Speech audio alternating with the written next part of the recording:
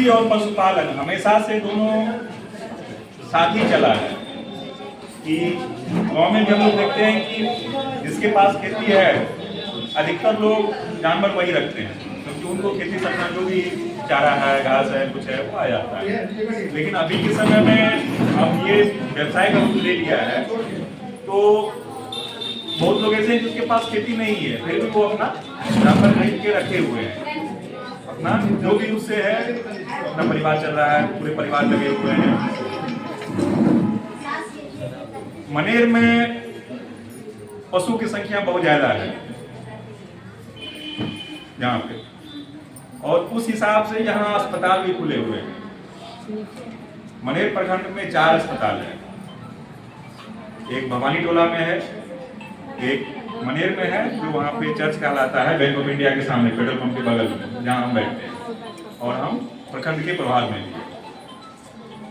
तो 2 पद होता था, पहले प्रखंड में भी होता था, हॉस्पिटल में भी होता था। प्रखंड में डॉक्टर नहीं है तो वहीं के डॉक्टर को यहाँ प्रभार मिलता है, तो हमको यहाँ बैठने के लिए टाइम नहीं मिलता है, हम अपने हॉस्पिटल में बैठते हैं। एक अस्पताल आपको लोधीपुर बांग पंचायत में रोड पे ही, जहाँ हनुमान जी का मंदिर है उसी के पीछे में समुदाय भवन में चलता है। एक आपको सराय की पंचायत भवन में चलता है। 4 अस्पताल है यहाँ पे, और चारों अस्पताल में डॉक्टर पदस्थापित है, स्टाफ है। तो हम लोगों के पास संसाधन की कमी नहीं है, स्टाफ की। तो जो भी पशुपालक से हम लोग का यही अनुरोध रहता है कि यदि हमारे यहाँ से कोई स्टाफ या कभी हर 2 महीने 3 महीने पे एक टीकाकरण का 5% 10% कहीं गड़बड़ होता है, लेकिन जमीन किसान ही पहुंचेंगे। लेकिन आप लोग जनप्रतिनिधि से कोई सहयोग लेते नहीं है, सिर्फ मीटिंग में हम आके कुछ बोल दें, इससे भलाई न किसान को होगा न सरकार का होगा। इसलिए मैं इस प्रखंड में कितना पदाधिकारीगण है, जो सरकार का योजना है कि हम घर घर गांव गांव लोग में जागरूकता पैदा करें कि खेती कैसी करनी है, किस ढंग से करना है। जब तक किसान खेती वैज्ञानिक तरीके से नहीं करेंगे, जब तक उसमें आपको कोई फायदा नहीं होगा, उसमें उत्साह नहीं बढ़ेगा। कहने के लिए बहुत कुछ है, समय अभाव है, आप लोग भाई मीटिंग में ट्रेनिंग भी देना है, इसलिए मैं बहुत कुछ आप लोग को इशारा में बता दिया हूँ। इस पर आप लोग स्वयं सुधार करें, जिससे किसान में भी सुधार आवे, हम लोग भी कमी हो। हम लोग भी बताइए कि हाँ जी विधायक जी, नेताजी, हाँ मुखिया जी, हाँ पैक्स साहब, आपने जो सुझाव दिया इसमें थोड़ा गलत है, या अमुक आदमी किसान नहीं है। इससे पहले दुख के साथ सूचित कहना पड़ रहा है। फसल क्षति का पैसा आया, अभी तो इसमें नहीं आए हम लोग। हमारे पंचायत में 62 एकड़ का आया था कि क्षतिपूर्ति देना है। हम किसान सलाहकार से और किसी कोऑर्डिनेटर हमसे बताए थे कि भाई सुन लीजिए, हमको इसका कोई हस्तक्षेप नहीं करना है, परंतु सबसे पहले जिस किसान को क्षति हुआ है उसको मिलना चाहिए, उसके बाद जो बच जाता है आपको जैसे उसे कर दीजिए। लेकिन ऐसा हुआ नहीं, बहुत दुख हुआ हमको। हमारे पास साइन कराने के लिए लोग आया तो हम किसान को कहें कि भाई किसान है उसकी कम साइन करें, जो खेती किया जिसका क्षति हुआ है, तो हमसे क्या लोग। और जो दलाल इस समय बाजार में बहुत सारे हुआ है, हर पंचायत में दलाल हो गया है। वो क्या किया कि वाटर से करा दिया, कोई सरपंच से करा दिया, और करा के उसी को पैसा दे दिया।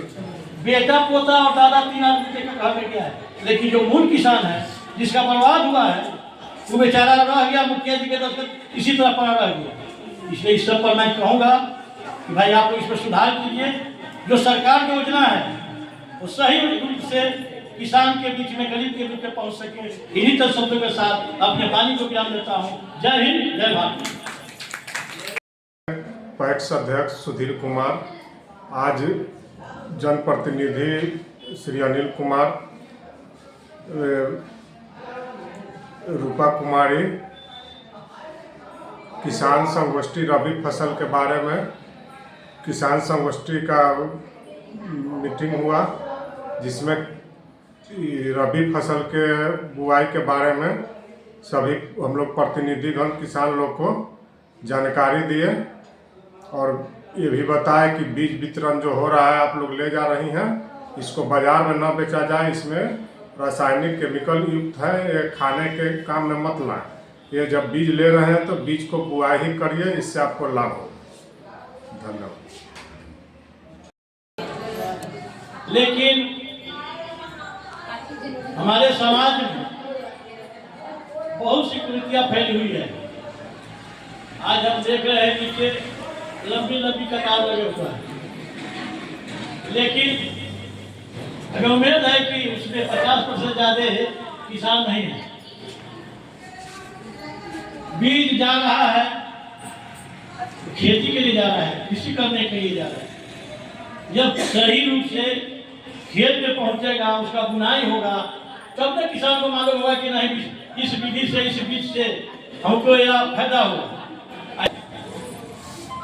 इसलिए मैं आप लोग को चाहिए था कि इससे पहले हम तो अपने पंचायत के, हमारी पत्नी मुखिया है, मैं पैक्स अध्यक्ष हूँ, कम से कम हर पंचायत में जनप्रतिनिधि से।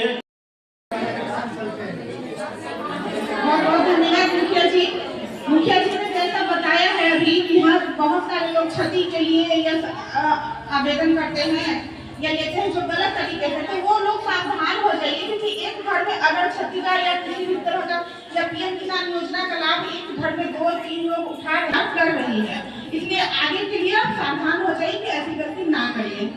अब मैं आशा करती हूँ हमारे बीच आए हुए हैं प्रखंड से प्रभास कर, जो कि बीपीओ है, वो पशुपालन संबंधी कुछ बातों के बारे में जानकारी देंगे। तो मैं आशा करती हूँ सर हमारे बीच किसान खेती के साथ पशुपालन भी बहुत करते हैं अच्छे से। यहाँ दियारा के पंचायत के बहुत सारे किसान आए हुए हैं जो बहुत बढ़िया पशुपालन करते हैं, तो सब कुछ जानकारी।